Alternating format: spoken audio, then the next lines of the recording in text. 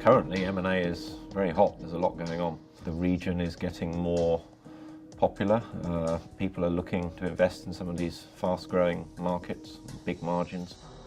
As a result of that, bids are getting competitive and prices are going up. When I first came to Asia, we were doing lots of smaller acquisitions. Now, we've had some of the biggest transactions, in the world. In the last 15 years, Japanese companies have strengthened their balance sheets. Many of them are quite strong now. They have excess capital, so they're now looking to expand abroad. And in particular, the Japanese companies are looking to invest in Southeast Asia and Eastern Europe. These days in Asia, we see quite a lot of non-insurance companies buying into the insurance area. So for those companies, despite they have quite good financial knowledge, but life insurance finance is quite different.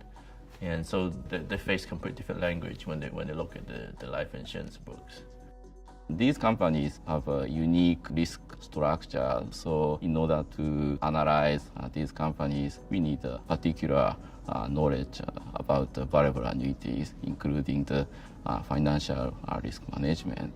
Certainly now, for any transaction, a seller will need to provide some information on what the impact of Solvency II on the value of the company might be. And buyers will be interested in that information and will be interested in understanding where the residual uncertainty is on how Solvency II will actually pan out. Cross-border transactions bring a number of interesting issues with them. One aspect of understanding a cross-border transaction is understanding the local regulatory regime and how money can actually be extracted from the entity over time in order to achieve the desired value. What is important for M&A is that you do also good research up front, that you understand what the business cases is from a certain type of players in the market. What is important for the client is to have access to consultants that know locally the business and the characteristic of the market, the characteristic of the regulation, and you can't do that if you don't have a strong presence with strong consultant knowing this market in particular. Because of very tight regulations about policyholder protection and consumer protection. And it's very dangerous to do a due diligence or evaluation in a market whose profit mechanism and regulations and products you don't understand. Local knowledge is absolutely critical. I think the more you have worked with several insurance companies in the market and the more insights you have of products, strategies, operating experience, I think it adds significant value to the M&A transactions. On cross-border engagements, clients are looking for a combination of M&A expertise, local market knowledge, local product knowledge, and also language skills to make sure we understand the regulations, the financial reporting standards, and just the general documentation that is important for an M&A project. Most of our clients are multinationals, particularly on the buy side. They're the people looking to invest in these markets. Some multinationals have very strong in-house teams. You work alongside them.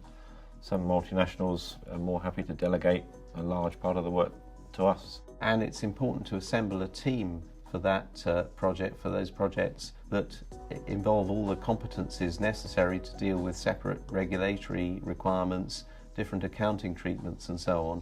That's one of the strengths really that Milliman can bring to a project. We have M&A experts who cover the whole globe.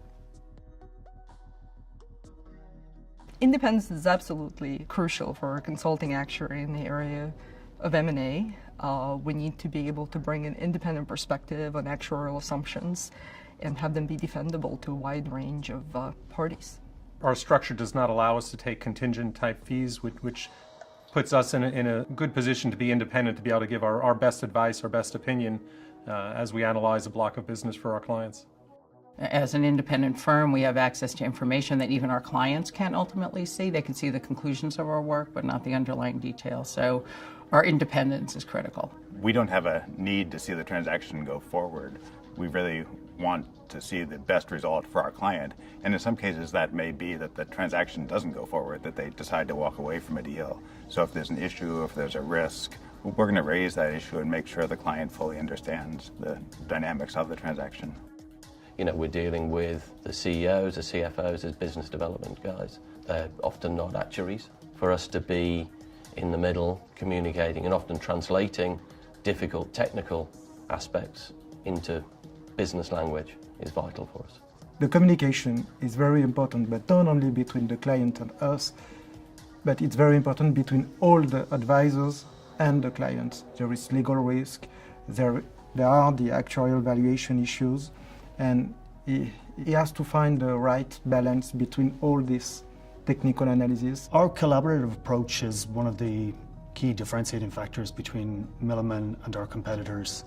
When we approach a project, we very much try to see it from the client's perspective from the outset, put ourselves in their shoes, and work as if the result of the deal is more important to us than it is to the client.